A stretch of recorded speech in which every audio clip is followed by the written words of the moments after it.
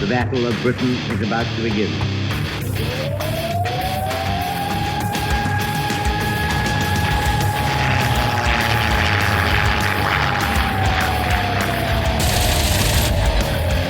Be Christ, we got tanks up there.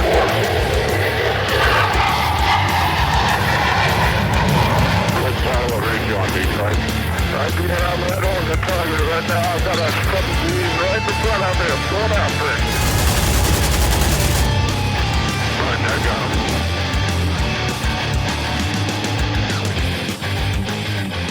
him. Welcome back to the Lead Pursuit Podcast. Tonight, I'm joined by most of the team. Once again, some of our members were a little under the weather, so that's all right, Casey. Please feel better, get better, drink your orange juice, and get over what horrible sickness you picked up from some perp. But we are joined by Steve, the man who will be able to fit 250 points of Aeronautica Imperialis into a 150-point list. Steve, how are you doing tonight? I'm doing great. Remember, math is optional. Math is optional until I review your list. We're also joined by Brett. Brett, who is so old that he still refers to the Eldari as Eldar. Brett, how you doing tonight? I'm doing great. Well, that's all right. We'll change your vocabulary or we'll give you cue cards that we'll put next to your ships. But tonight, we're not going to talk about blood red skies. So sorry for all of you historical advocates who are tired of us talking about space marines, because we're going to talk about space marines. So we're joined tonight by Dave from the Adepticon staff, who is the host of the Heresy-era Aeronautica Imperialis event at Adepticon, of course. Dave, how you doing tonight? Oh, fantastic. And Doug, thanks for having me. Oh, absolutely. So glad to get you on the program. I know you and I have talked for way too long about planning Aeronautica stuff and coming up with good ideas. And I'll say it now at the start of the podcast. I hate you for the good ideas you keep coming up with that I literally look at and go, why didn't I think of that? So nice job out there. Well, thanks. Yeah, it's been a group effort with some of the AI players I know. Yeah, it's been good because I think we'll talk about it later tonight, but we're each trying to do different things. We're trying to either plug loopholes or ways of playing or change some things about AI and really have a fun event for two different categories, for Horus Heresy-era AI and for 40K AI. But before we get to all that and talk about Adepticon events and plans and what the rules are going to be, give us a little background on you and how you ended up in miniature wargaming and, more importantly, as running events at Adepticon. Well, let's see where to begin. I guess it was the late 80s. No, I'm just kidding. I played... the Earth had started to cool about the time that right. Brett was getting into... Right. I was one of those kids that, I went to, we had a gamers paradise in the local mall. I found, Rogue Trader, Warhammer 40,000, and, sort of haven't really stopped since then. Yeah, that's right, boys and girls. Dave is an old guy like me that played Rogue Trader. That book you buy in limited edition form for twice as much as we paid. Right, that you could get in a reprint. Yeah, exactly. So, I was mostly, for a long time, I was a Warhammer fantasy player, all through college. And then we got into Epic showed up, Epic Space Marine. And that was our, that was our jam in college for a long time. I still have a squat army, yes. A 90s. Yes. Yeah, I'm 90s retro squats that nobody likes. They like Leagues of Ultan or whatever that are all super high tech. I like old retro squats, angry dwarves, angry space dwarves. There is nothing like putting on the gin blossoms and painting a squat airship. Oh yes. So yes. I'm still a 90s player at heart. I think same with Necromunda. I got into Necromunda in the 90s. Ace of Base Army. Exactly. So then I sort of switched. I became mostly a painter. I did the Golden Demons for a while, but I always came back to, especially the specialist games. And when Forge World came out with the first Aeronautica book, that was that was a must buy. Our group really got into that. And I ran that at Adepticon years ago. Yeah, I rolled in right at the end of that. I mean, literally, Aeronautica was being sundown by Forge World in its first iteration. I had just gotten back into miniature wargaming and playing 40K. And saw that, and I'm like, "Wow, this is amazing!" And then it got shut down and totally went away. So that was frustrating. I still have the old rules, but it's Absolutely been cool to see it reborn and come back as a new rule set. And it kind of its return was kind of a nice surprise. You know, I didn't really expect it to come back, and I didn't expect it to come back with the support that they've given it. Right. You know, it's still a little bit of a niche game.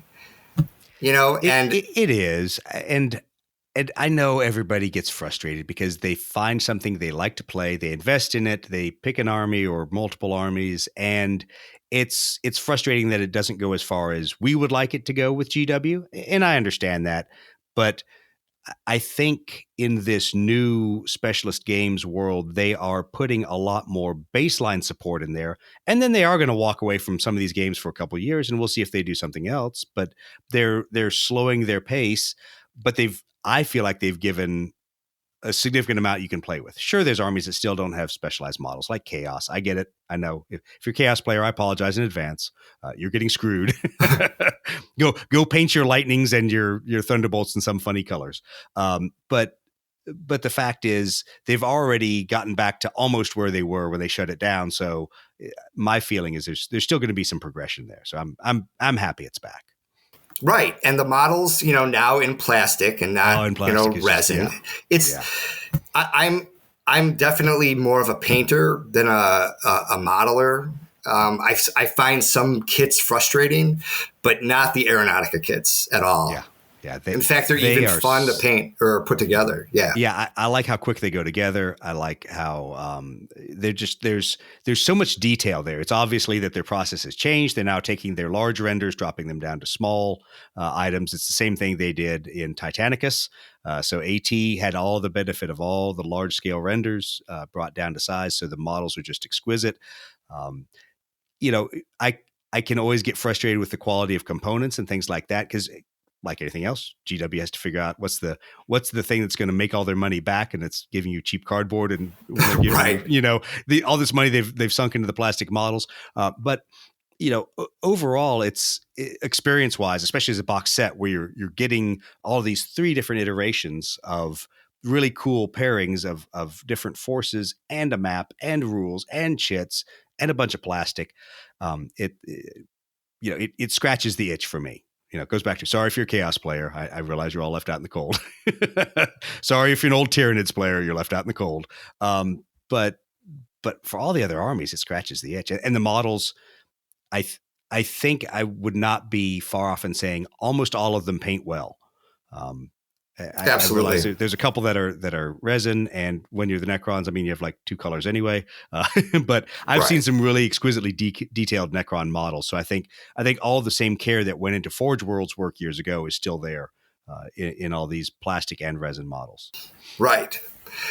And the books have been high quality. Yep. The campaign books are gold to me. Yeah. I mean, and the Heresy book as well, because it gives you a lot of that background and alternate rules, and still gives you the basic scenarios. But I think I used to kind of wonder, why would anyone want to buy one of those campaign books? And then I picked up Taurus Air War, and I'm like, oh yeah, this is a good reference to have. Right. And the Horus Heresy book has sort of made it. It's still the same game, but it's made it more characterful, I guess. It's made it more thematic. It's very Horus Heresy. It has that Horus Heresy theme to it. But, it's still Aeronautica. And it's, they've done a great job, I think. Brett, I know you had a question. You tried to interject there. Oh, yeah. I was just wondering, I think Dave said something before we went on air about a rules update or an evolution in the rule set as we know it. Has it changed since last Adepticon, how it plays in some way? So my take is it hasn't changed even with the compendium that came out right before last Adepticon. And Dave, you and I've talked about this. Just like you said, there's a heresy flavor to to the Heresy hardback book in the sense of all the abilities are really about the same. I mean, they'll sound like some of the Tau abilities, they'll sound like some of the Eldar abilities, but they paired them with the right Legion in, I would say, 85% of the Right. of the stuff. Right. There's some that I'm like, dude, you really gave them a crappy Legion trait. Thanks. But it's because they were trying to take traits and abilities that were already validated in playtesting that we knew worked. And that weren't too broken. But I will be the first to say that I look through it and I'm like, I'm glad I'm an Imperial Fists player. I like their trade. Some of the other ones, I'm glad I'm not stuck with those guys. Right. And I think, it's, at the end of the day, I think there's enough sort of general upgrades you can use. I'll use my Sons of Horus Legion upgrade just to be sort of thematic, to be sort of a completist about it, but it's not necessary. Yeah. Well, and the nice thing is you don't just have to play any of the legions, as Steve obviously liked playing, Imperial Navy and those forces. You could still do that kind of thing in the Heresy era, playing all the Auxilia forces and all that, which I think is cool because you're leveraging the models. Grognards, 30K grognards will complain about the actual pattern of which fighters should be in there. Sure. But at the same time, I'm like, man, it's in plastic. I don't care. Just paint it in a different paint scheme. It's your Heresy Auxilia. But I think it's going to be fun. And I'll be interested to play because, to be honest, I've never played the Heresy era. I've read it, talked about it with a lot of guys who have played it. But this will be my first opportunity to play Legion on Legion versus Auxilia, or whoever in that non-Xenos world that we're going to be in. Right. And I do want to emphasize that Divisio Aeronautica players are absolutely welcome. It's not, I think they're, people see sort of a tendency to emphasize the Astartes in this period. Yep. But no, the Divisio, I think, is more than capable of holding their own in games, so. Yeah. And I think that's the good thing is they based everything off play tested point values and abilities and aircraft upgrades. So it wasn't too crazy. I think, and this is kind of a segue into our next topic of the tweaks we made. I think there are some point value or point ranges that become a little, I don't want to say broken, but a little more weird with Astartes, with Marine forces, as you get to higher point values, and you suddenly can get into double Thunderhawk lists and things like that, where you get to tougher lists to play against. But quite frankly, I mean, you get that in regular 40K AI, which is kind of why we changed some of our thought process on how we played it last year. And not to say that we had any bad players, because I think every single individual that played last year had a great time, and they all were having a blast, even when they lost horribly. And I wish I could remember who the players were. They sat down across from each other, a Tau versus a Space Marine player for 40K AI. And I had told them, I'm like, if you guys want to use the 250 point list, you can. I'm not going to say you can't, but that's a heck of a lot of planes to put on the table. I'm like, nah, we'll finish it. It'll be quick. It was because the double Thunderhawk list tabled the Tau in 3 turns. I mean, just destroyed everybody. So the guy was like, yep, I should have known that would happen to be double Thunderhawk. Couldn't win that one. So we've done some things. We've sculpted some of the point values. And I know Warhammer World went to an odd number. I think theirs was 125. Yeah. That was kind of a weird one. So I was trying to figure out the math behind that. Do you have any, situational awareness as to why they picked 125, where they'd always been saying 150 is kind of their starting baseline? Right. I don't know if it was just I don't know if they were trying to streamline the event. I'm not sure. I've been trying to read as much feedback about the Warhammer World event as I can. I've been glued to it and I can't get the information I really want. So I'm gonna have to reach out to the organizers, I think. And then part of me is like, well, should we even care? Right. I think we both have solid methodologies. We at least, maybe not methodologies, we at least have solid visions, I think. We've thought of what we want to do. Whether it's backed up by me actually crunching the numbers, I don't know. Yeah. I mean, we have plans, and I think we have, they might be innovative solutions to the problem. They may just be bigger problems. I mean, we'll see after Adepticon. As we were talking about before we started recording, and people on the podcast have heard me say this so much before, was that I used to enjoy the 30K Zone Mortalis so much because it was the kind of event where you had to do a little bit of thinking to bring a fairly constrained list. And even if you got tabled, you were generally having fun. And the games were quick. So if you got tabled, you just played again, and you said, I'm going to try something different. Maybe it is my list, or maybe I'll try my other list and we'll see what happens. But I think there's a tendency to overthink making the game competitive. And I know I'm not trying to do that. And I'm 100% positive you're not trying to do that. We're trying to make fun games and fun narrative while being somewhat balanced, that no one's going to run away and crush everybody else. But, Well, I think that's really important to touch on just from the AI event that we did last year, right? Is we had more people than we thought we were going to have, right? And it was 2 or 3 hour event, right? Yep. And it was everybody short. played it was 2 quick. or 3 2 games. Yep. And at the end of it, the people who won, the people who didn't win were like, man, I hope you guys do this again next year. I hope, that was so much fun. It was just win, lose, good list, bad list, fun scenario, alternate scenario, whatever it was.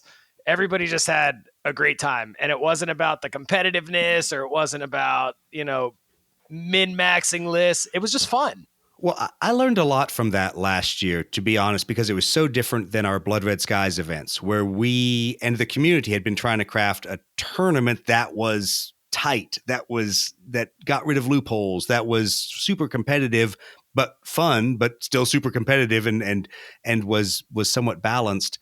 Yet that event, we created scenarios that we knew were not balanced. I mean, using the Sky Fortress scenario out of the campaign books is not a balanced scenario, but it's a heck of a lot of fun.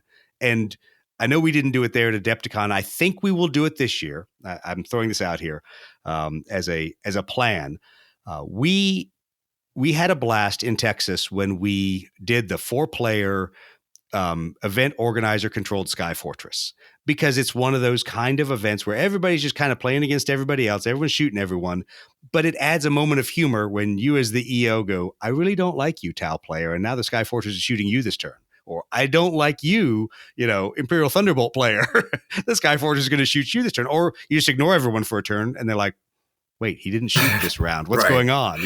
So I think we're, from knowing what I know now, learning from the events last year, people were good to point out some holes in the scenarios, but they also more often than not just wanted something different than lining up all of their fighters and everyone else's fighters and going at it. They wanted a scenario that presented them something, fluffy, flavorful, lore based. I don't know what to say. Not necessarily narrative, because we didn't have a story to it much besides what we wrote in the intro.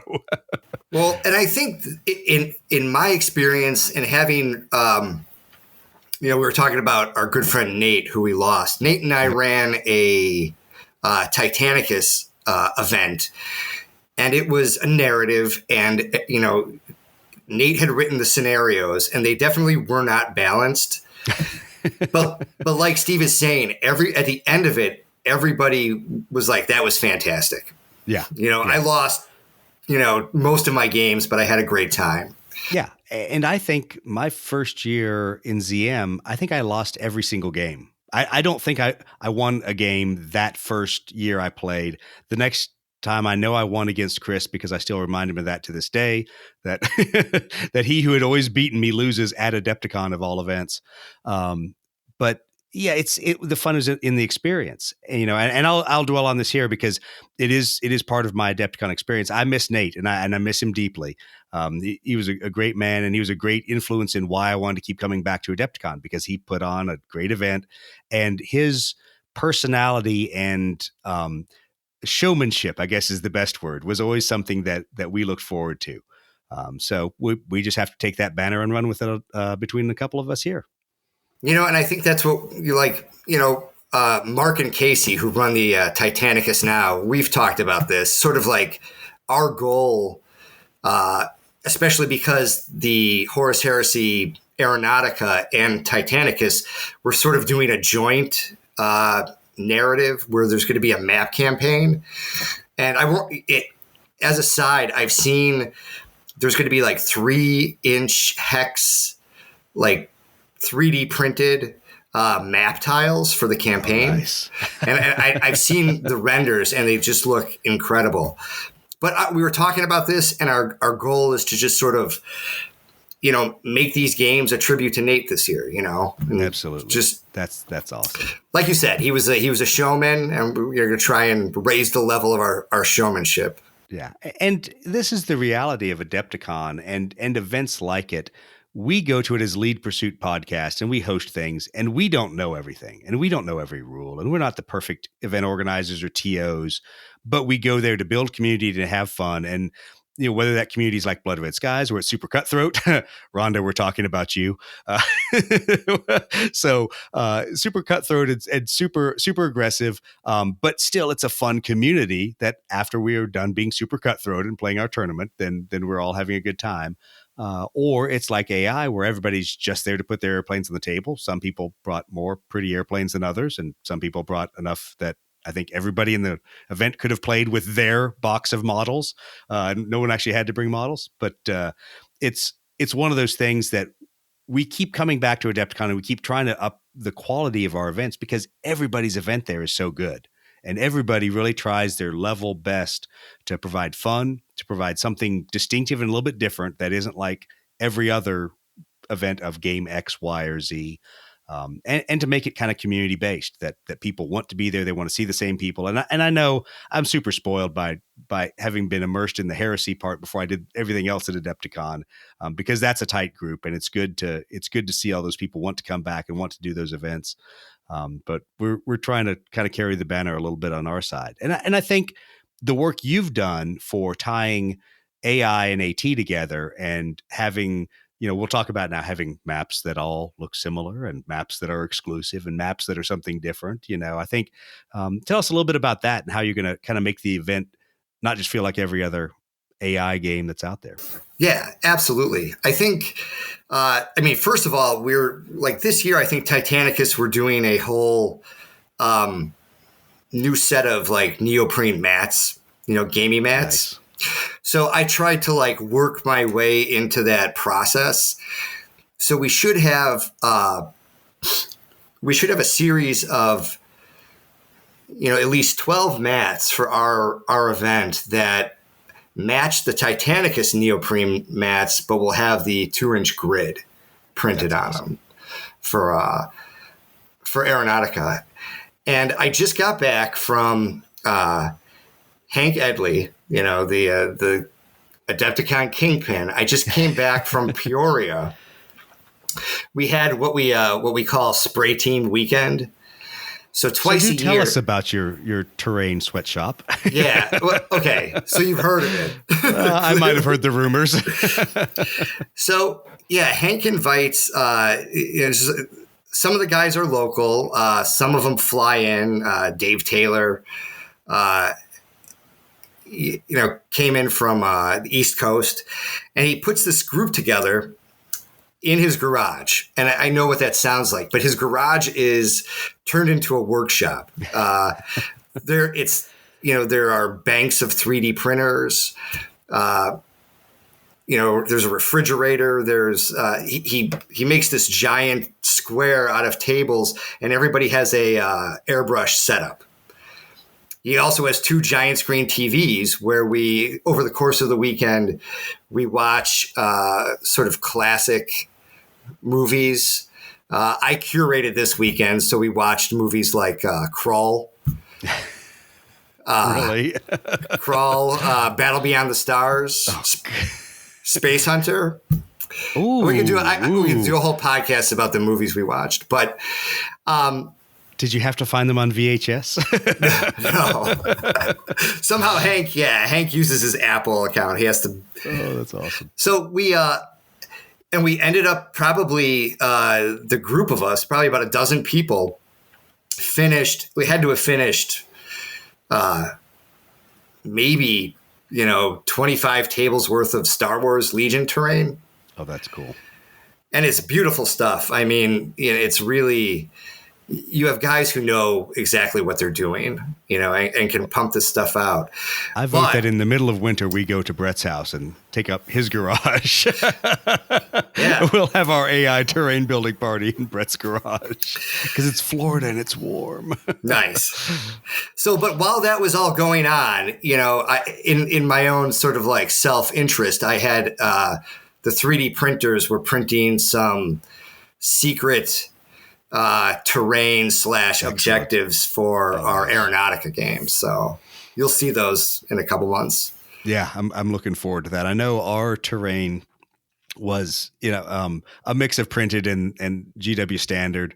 I think it was fairly thematic. We'll see if that if that plan still works with the expanded number of tables. Because quite frankly, I jokingly was like, "There's no way we're going to double the size of our event," but we did, and so we went from 5 tables and 10 players to 10 tables and 20 players. Yeah. And so that's not insignificant. Too. Yeah, it did. And so I got to say thank you to everybody that signed up. Because we knew there were more people that wanted to play. I mean, there were people that walked up at the end of the games, beginning of the games were like, "Oh, I didn't know there's any AI on the schedule." That kind of stuff. So I was pleased to see it fill up that fast. I think my concern is now giving everybody that same quality of experience that they sit down at the table and like, "Oh, this is cool. This doesn't look like my local club or local gaming group's AI game that is just a GW board and some really cool painted airplanes." We want to give them, some cool terrain to fly around, fly over, things to bomb, and go from right. there. It's a unique experience, right? It's a unique gaming experience, and it sounds kind of contrived, but that's what you're trying to aim for, right? You really are. Yeah, is to make it, like you said, exactly like something they're not going to do at their local game store. Right. Or in their buddy's basement. Right. Yeah. Because the reality is part of that, as we've discussed, is a little bit to having a vision of, if I was master of all I surveyed, what would I want to do in a really cool game? And sometimes those take you down a road that's too hard or too complex for a scenario or things like that. And that's always something you have to guard against. But then there's times that in that creation process, like when I sat there and said in my mind, what do I see when I see all these fighters fighting in the grim, dark world of 40K? And the first thing was I see, the big spires of any one of the hive cities. And so I was like, I don't know what the rules are going to be. All I know is I need really tall buildings. Damn it. So it was one of those moments where it drives you down a certain view, a certain, imagery of what you're going to do. But the problem is then you have to translate that into terrain and rules and games that are fun. So, right. Well, tell us a little bit about some of the, I don't want to say rules tweaks, but how you arrived at your point value list building concepts, because you're doing something different than us. And I got to give you credit.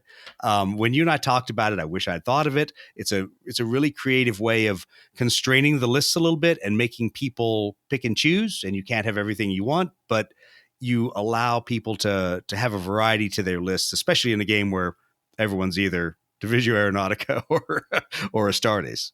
Right. And I think, Aeronautica in general, the points are, the points are very flexible in terms of like what you and your opponent want to do. Right. Right. Because like a dogfight will work at 50 points. And a dogfight will work at 250 points. Yeah, so it's like it scales well. I got to give them credit, So the concept, what we're doing is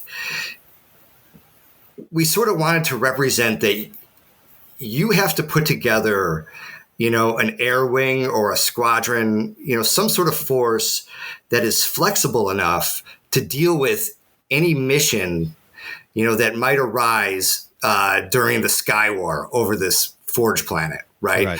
So you have to shoot for flexibility, but we also give you enough points. I think 200 points in just aircraft, right? Doesn't include upgrades. You have 200 points to just buy your aircraft, and that's your pool, right? That's your, those are the planes that you have. Those are the planes that are accessible for the missions that you might have to undertake. So once you put that group together, and it's not rocket science per se, because there may be a troop landing scenario. There's probably a ground attack element, to the narrative, and surely there's going to be air-to-air combat. So, I think you can sort of figure out, what it means to be flexible. But then we'll have 3 missions, and each mission, you'll have time to equip each mission will have a different point value or range.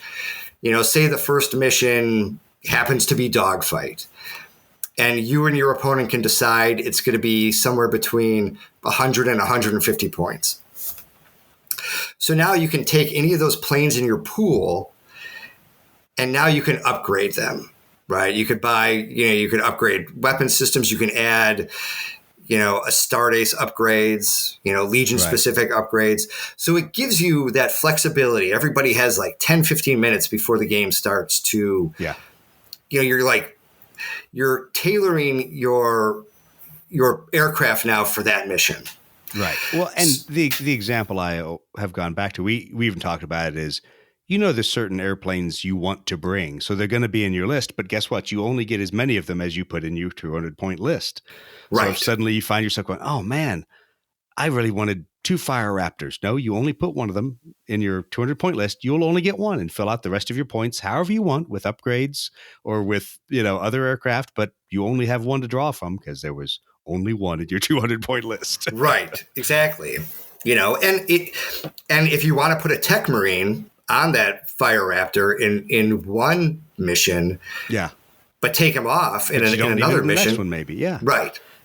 He may have got called away to, or like you and I talked about, if you're a numbers versus quality people, maybe you're going to put more Xiphons. You're going to push up the number of fighters. And you're going to go, well, I'm just going to tailor either their weapons for the air to ground mission that I know I may need to accomplish at the same time. So I'm just going to spend those upgrades instead of on, cool aircraft things, just in changing out my missiles to be air to ground missiles. Exactly. I think it's a super cool way to do it, because it tackles one of the problems that I've had with Aeronautica, which is, while all bombers are created equal, some are more equal than others. And there are aircraft in the game, Brett, I'm looking at you, like Eldari, with bombers that really are just super fighters. And Space Marines is the same way. The Thunderhawk gunship, that thing is it's just ugly. It's classified as a bomber, but it is deadly.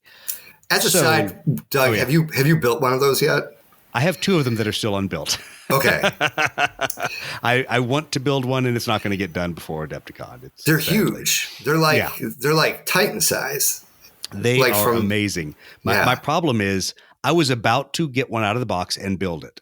And then I went and I saw the interior kit that Battle Bling sells for it. And that is amazing. And they did scare me a little bit, where they're like, this is slightly above average modeling needed to put this together. So I still haven't bought the interior kit from them, but I would love to have a fully detailed Thunderhawk done. I don't see myself building that in the next 2 months. No, that's frightening. Yeah. Yeah. But yeah, so you've attacked the problem of aircraft differences between factions, and that some aircraft like the Thunderhawk fall into a weird category of classification. They may be called a bomber, but they do fighter things as well. And to be honest, there's a lot of the factions in the 40K version that have similar things. But we came at it from a little bit different. We just said, we're going to get rid of bombers. And we said that a little bit based on specifically my Blood Red Skies experience, which was, okay, if bombers are being too fightery, for lack of a better term, then let's make them more of a cutout. And so for people who've been wondering, how am I going to do ground attack missions in the 40K AI?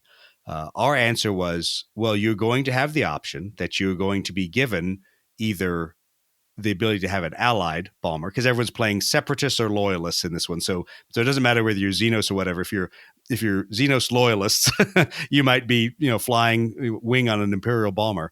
But you're going to have a support bomber that you're going to be given. So you're not going to get to pick and choose, or you're going to have the ability in your point value to go, I'm going to take one less aircraft, but now I'm going to take those points. I'm going to throw it back to all my air to ground upgrades. So we're going to give people some flexibility there that you can accomplish the task two different ways, but I don't want people to show up with a bomber that really is more of a fighter and be, doing fighter things with it, because it really should have been called a fighter for that purpose. And that way, I also think people don't get pigeonholed in the list, because we had a few players that they weren't mad about it, but they're like, wow, I didn't really think about the diversity of the missions. And I tended to think about, I either tried to do everything and didn't do any, or I had an all air to air list and I kept trying to attack ground targets. Why didn't I just table my enemy? I'm like, well, because I wrote this scenario that if you tabled your enemy and didn't accomplish the ground targets, you still didn't win. Right. So there's a lot of crafting of it all that goes into how we've done it. So I think you and I are attacking it from different perspectives. A similar, not a problem, but just a way of playing, a similar hurdle that we're trying to overcome. Yeah, I like your way too. I think it's very thematic. I think, and especially with the wider variety of aircraft, in 40K, I think, it's a little bit easier for us because you really only have a very, a limited, right. Limited types of aircraft you're dealing with. I mean, have, and I feel bad for some of the Xenos players, because while you might, some of the players like Eldar have a ton of fighters. Some, like Necrons, have one. So I'm like, sorry, bros. That's just how it goes. I'm like, don't worry about it. Field a bunch of fighters. If you're the Tau and you have both scouts and fighters, you have some more flexibility. But at the end of the day, once again, most of the factions have enough fighter depth that they can field multiple types. And especially the Imperial side has tons of options. Space Marines has tons of options. Eldari has tons of options. Tau and Necrons kind of get pigeonholed a little bit. Orcs have more than one option, so I'm happy they have two options. But I think what we'll hopefully see is people that concentrate on playing the air-to-air piece of the list building and then go, okay, the lead pursuit guys are going to give us what we need to try to accomplish the mission. And whether we do or not isn't a fault of the list that I built. It's a fault of me just not being a good air commander. And that's something we brought over from Blood Red Skies and the tournaments there, where we tried to really take out a lot of the variables and say, I don't care that you picked the wrong multi-engine bomber in any one of these things. We want you to, who's the best air commander that made the right decisions, not somebody who wasn't as savvy for list building or picked the wrong upgrade. Right. So I think it's a cool way of both of us attacking it. I know what it means for me is that means more models have to get done. Damn it. But it gives me a good reason to get those Imperial bombers finished. Right. So I'll slowly dig through all that. Well, cool. What are some of the things when you guys kind of built the concept of doing a Heresy Aeronautica event? What in your mind is the Heresy flavor and flair and lore and fluff that you really want people to walk away from? What to you is the difference in the feel of Heresy AI versus 40K AI? That's a good question. I think, like we were talking about before, with Aeronautica sort of being still a little bit of a niche game, now you're talking about Heresy being like a niche in the niche. Of a niche, yeah. So you're saying that you play French ships of the line in oak and iron only against the Spanish. Right. So I think they do a good job again in the book of making legions characterful in a way that, keeps to the spirit of, each legion during the Heresy having, some specialty. Right. So each, those legion specific upgrades do that a little bit, for us. And I think this is where it was important that we work together with the Titanicus crew, is that, we wanted to show, with this sort of map-based campaign, the ebb and flow of a conflict on a world. Right. I think the scope of the Horus Heresy is we could have run our event, and made it, again, I've printed out some stuff. We have some cool objectives, and we still have spots open. There's definitely going to be some printed swag for people. Oh, if nice. I can just throw that out there. If anybody's on the just fence. to dangle that. If anyone's on the fence, if anybody's on the fence. But absolutely sign up. We wanted the scope of the. We wanted there to be consequences. Like if the traitors win the air war over this planet, it will affect, what happens to the loyalist titans on the ground. Right. So I think that's the way we sort of approached it. Is that we wanted it to be an integral part of this overall campaign. And maybe next year we expand it. I mean, maybe we talk to the crew that's doing the 28 millimeter heresy stuff, the Warhammer 30K, and maybe we do a Zone Mortalis, that connects to this this wider campaign that we're doing, or who knows, maybe there'll be other. Games Workshop may produce other 8 millimeter games at some point. One could hope. I hear it's on the books. I don't need to go back. Don't need to go back into Epic, but oh my God, would I love to? That's the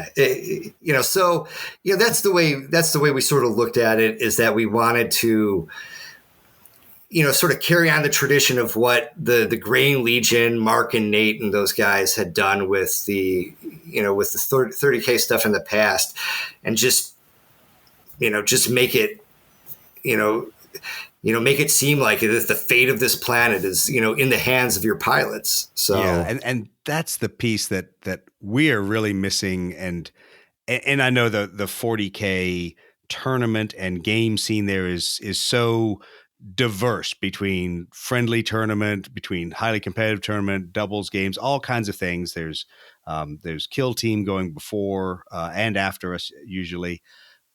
It's fitting ours in is a little tougher because it's such a larger group of TOs, but it's one of the things that we've talked about is how do we make it feel like you're doing something, that you're not just playing a bunch of games, which is cool, but how do you feel like you're part of a larger narrative? Because quite frankly, AI fits a great niche in the whole narrative piece, that if you want all this plug-in of how did the troops get behind enemy lines? Why is the kill team here? Or how did you take out the supplies for the Titans? All those things AI fits into feeding those stories. And so I think for you guys in the heresy world, it's really straightforward with a small cadre of people to make that leap. I don't know if we're ever going to get there. I know our problem is we just don't know a lot of the other 40K organizers very well. So it's I got to know some of the Kill Team guys and some of the other crowds just being there last year, but we don't have those habitual relationships with them. So it's harder for us to say, hey man, let's do a really big, narrative event. But I think that would be fun because, AI lends itself to that. And especially 40K AI with so many diverse, Xenos and human factions to play in there. There's always some cool thing you could wind into someone else's campaign or their wider gaming structure. But absolutely. All comes down to hours in the day to come up with good ideas and to call people and go, hey man. You said it. Yeah.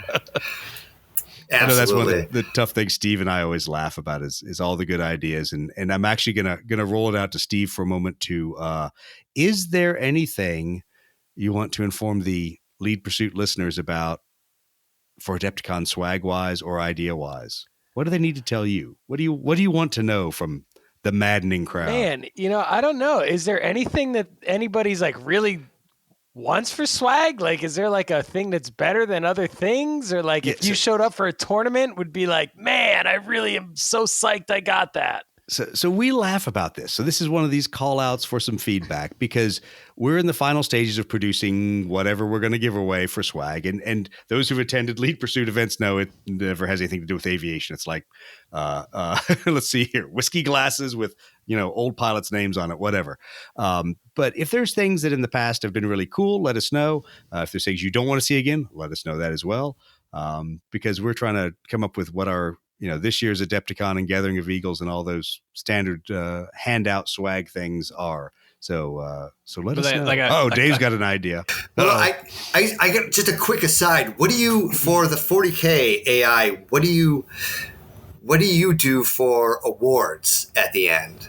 So you're gonna laugh. We didn't do anything last year. Literally, Okay. it was all we're just gonna hang out. We're gonna play games. We gave glasses. We had Aeronautica Imperialis glasses. We did right, I think, didn't we? That, and then we That's had awesome. T-shirts, and I think that was it. T-shirts and glasses. T-shirts and whiskey glasses with the AI logo on them. Yep. Yeah. Yeah. So, I mean, That's ours great. was I keep thinking, I'm like, yeah, I really would like to, do either some, level system or just give some awards away. But at the same time, I'm like, that's not really what I'm here for. In this case, I'm really here to just get everybody together and play the game, and let's all have some fun and Right. hand out the swag at the end. Right. We're sort of doing the traditional, we'll have like a top loyalist, and this will just be based on victory points over the three missions, like a top loyalist, a top traitor, and then the ace, because the event is Aces High. I don't know if you're a Iron Maiden fan, but no, not at all. I hate. Wait, no, that's not true. I listen to a lot of Taylor Swift, right, Brett? Just like you. Oh yeah, it's Midnight's a good album. Yes. So, yeah. no, but that'll be for the person who has, over the course of the 3 missions, the most downed opponent planes. Oh, nice. So we're just going to keep track of that. And then because my Chris Bohr, who's running the event with me, because we're both, Chris Bohr is a 3-time Slayer Sword winner. He's got dozens of golden demons. We thought we do want to have like a best painted squadron. Oh, good. Award. I will not be winning that award. So let me put my hat in the ring that I'm going to win the Ace Award, and nobody else is going to win it but me. I'm going to kill the most number of airplanes. I like your odds. odds. But I'm not going to win any painting award. They'll be like, really? Did you paint this with your toes? So yeah, I'm not too worried about that. But no, I will throw the gauntlet down, because I really want to see your event get sold out. Please come to the event, even if you come with no reason other than tabling me. Tabling the guy from Lead Pursuit who says, I'm going to win everything. I'm going to just shoot down too many enemy airplanes, and I'm going to be the best Imperial Fist player ever.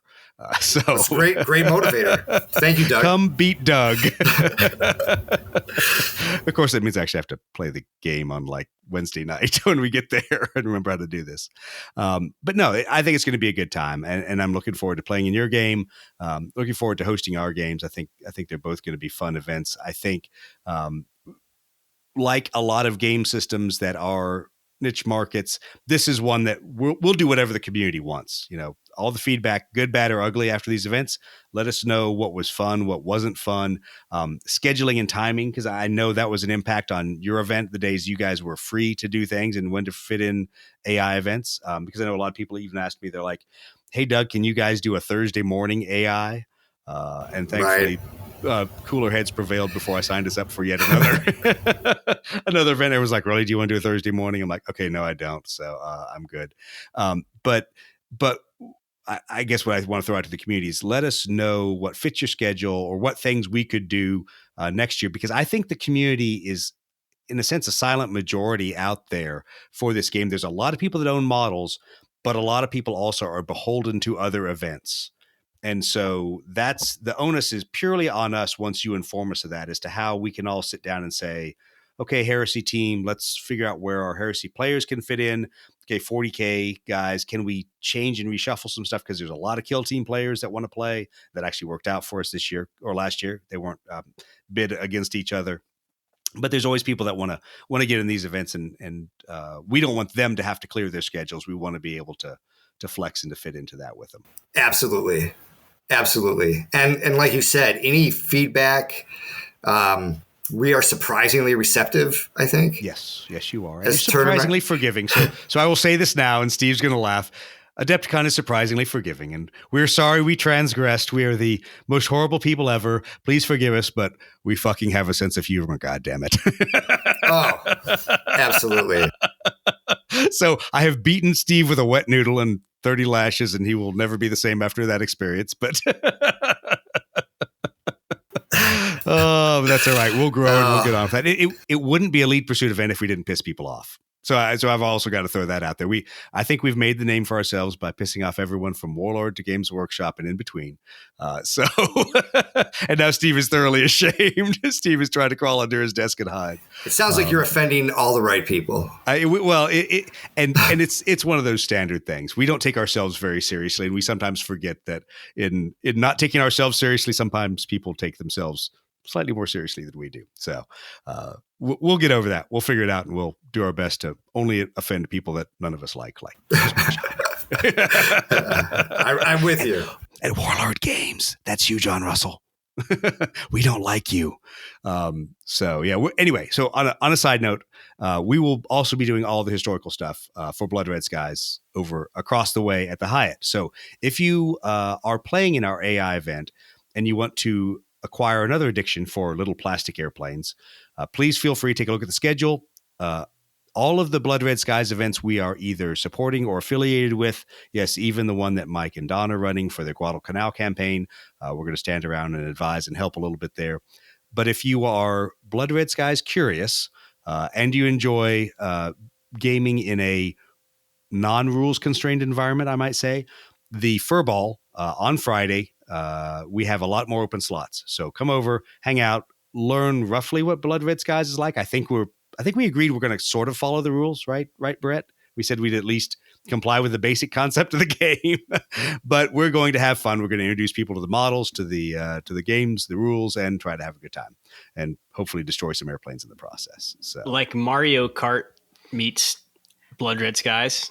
So I think it's a cross between Mario Kart. Am I right? Was it 1942? Was that the video game we all played as kids with the trackball and you shot up the scroller with all the crazy boss airplanes? Yeah, it's some weird cross between all of those and actually Blood Red Sky. So I'll apologize in advance to Andy Chambers. We are taking your game system and we're having fun with it. But the intent is so people will play it and have and not feel intimidated about playing a historical game, because we know there's a step up when you leave fantasy and sci-fi land and you come to snobby historical land. Sometimes people don't understand we're just there to have fun with historical games as well. We're like the Captain Kelso of the historical gaming side of the house, right? I was gonna say I've survived in a historical gaming scene, and I don't know anything. Yeah, you don't even know history. Yeah, exactly.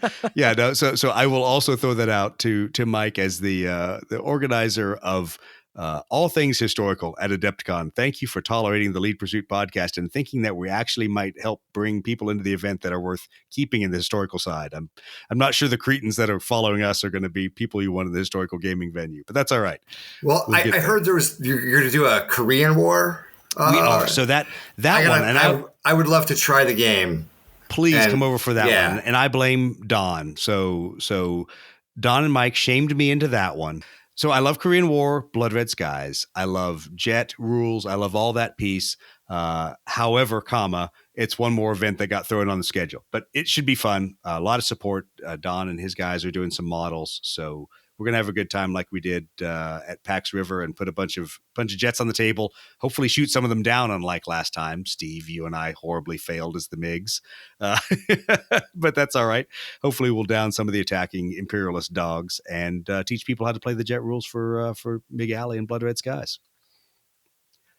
Well, cool. Anything on our side in closing? Steve, Brett, any challenges you want to throw out? I know we have said there are going to be grudge matches at Adepticon. Are there any inter-team grudge matches, or do we all love each other and Steve's tired of losing grudge matches to me? No, we're good. You know, I'm psyched because, like you were saying, I think I really like both games. I really like both games because they're easy to learn, but they're both very different, you know. And like you were saying, envisioning in your brain the spires and the terrain and, you know, the AI stuff is just such a cool looking thing because the terrain is on the board and it actually has to do with the game and you get that 3-dimensional board, you know? So I would say the same thing. You were talking about AI players, maybe venturing over to the historical side. If you're a historical gamer and listens to this and you just like airplanes, I mean, I'm not a 40K guy. I'm not a Horus Heresy guy. You know, I love AI. I just think it's a fun airplane game. You know, don't think that you're like, oh, it's 40K and I'm going to get drawn in with the Space Marine, all those stinky people No, over there going to yeah. draw me in and make me play their sci-fi games. If you like airplanes and you like airplane games, you need to go over to the other venue and play one of these AI games because it's a super fun airplane game. Steve is here. I mean, Aeronautica, we do this fundamentally because Aeronautica is just an absolute blast to play. Yeah, it is. I am so excited that the community is still there. I was always afraid that people were going to move on and find whatever the next GW hotness was. But the AI community is still there for both Heresy and for 40K AI, and I think it's just going to be a lot of fun to play. Well, Dave, any Adepticon cleanup notes? Anything you guys say, hey, here's the latest changes, here's the latest late breaking news, or anything from y'all's team? We should. So I'm like looking right now at our draft of our, the rules packet, or right, whatever they call it. So it should be up by the time this comes out. It should be up on the in the event rules. We should have that up in the next couple days. So, and then I'm just going to put my email on it. And if there's, players who have questions, I'll be accessible for that. But beyond that, I mean, I don't foresee anything, changing dramatically between now and what I was horrifyingly told is 2 months away. Oh, God. And it stunned me. Yeah. I thought of that as I finished up work today, and I was kind of doing my mental checklist of, all the things I need to get done. And I'm like, oh, shit, I am so far behind. But we'll get there. We'll figure it out. I will say, for the 40K players, we are not as detailed as Dave. We are not as prepared as Dave. Where are we and what we're going to see? Last year's scenarios are on the Gathering of Eagles Aeronautica sub-site. So if you got the link that was in the event, if you go out there to the GOE page, click on Aeronautica Events, you can take a look at last year's scenarios. This year is going to be different. This year does not have a tournament packet like last year. Doesn't have a intro to how to build your list or what you need to look at. Literally, that is all in the description. And of course, your description was better than mine and much longer and much more fluffy. So I once again hate you. But that was, I had it. It was much longer, and then I was told that we had I don't know if it was 500 words. I had I put a point value and a web link in mine. No, I had written a novella about the air war, so I had to scrap that. You had to scrap that and go back to something short. But we year. Literally, and I try not to exaggerate. All you need to know to show up to the event to have fun is we are not competitive. Bring your 150 point fighters and scouts list, and that's all you need to bring. And I say point number 3, you don't need to bring ground assets. You don't need to bring bombers. You don't need to bring any of that. We'll do that. And everything we're going to hand you is going to be straightforward enough to flex. I do ask that people understand the rules fairly well. I'm happy to stand there and explain the intricacies of ground attack or the intricacies of some of these other rules that you may or may not have played a lot. That's my role as an event organizer. But show up and have fun. I don't want people to stress about what the right list is. Fully painted models, please. We're trying to hold people to that standard coming from the Heresy era. But for the 40K AI, we just want people to have some nicely painted models, have fun, and go out there and just talk to the other players. Because part of our concern is the groups that are playing AI, it's 2 people or it's 3 people. And we know there's a lot more people playing, but they're not playing in large groups. And so we kind of want people to all sit down, get to know the other players, realize they're the same crew that shows up at Adepticon every year, and continue to build the community after the event. Because that really is what's going to keep the game alive, not whether GW releases 15 new models in the next year or not. Well, all right. Well, Dave, thanks for being on the show tonight. Really, really appreciate it. It's good to talk through AI and talk to Adepticon staff and everything. And my pleasure. It's great to meet you guys. It's been great to sort of work with you on the AI events. And I think it's the beginning of a beautiful friendship. Well, Mike said that last year, and then suddenly we're taking advantage of him and setting up a podcast booth and all that. So be careful what you ask for with the Lead Pursuit podcast. Oh, I think Mike Mike encourages that people take advantage of him. So yeah. All of a sudden, when he's giving on the spot, man on the corner interviews to Lead Pursuit podcast during Adepticon, he will sadly regret bringing us into the fold. Right. Well, thanks. And to our listeners, please, once again, review the podcast, give us your feedback. Let us know what you liked, what you didn't like. Yes, Mac, I know you'll tell me I did another podcast talking about 40K and 30K, and you never want to hear it again, so I'm sorry. But for the rest of you that have a broad and interest in aviation and sci-fi aviation, let us know specifically about 40K and Heresy AI and the things you've run into, the list problems, the things you feel are OP, the things you feel are broken, and that way we can tailor our events in the future. Will we be doing more AI as Lead Pursuit? Absolutely. Will we do more events? Hopefully. I can't necessarily say NashCon, but maybe we will do some more there. There's definitely a desire. I see the look on Steve's face right now. He's trying to calculate how many pairs of boots that equates to coming down to NashCon that he'll have to buy for his wife. So we'll figure that out if we can bring him along. And of course, if Brett would ever leave the state of Florida and, come up somewhere other than Adepticon for a convention, that sure would be nice. But NashCon is kind of where we're going to plant the flag, I think, because it's central and it's close for some of the crew down there. But anyway, Steve, what are we going to say in closing? I don't know, but I thought I've been taken off of closing. You've been fired from closing. Brett, do we have a closing? Keep waxing that mustache. I don't know. May you pass all your pilot tests. All right. I'm going to say thank you, everyone, for listening, and keep climbing for advantage. My God, it's such a terrible, terrible end. It's so bad.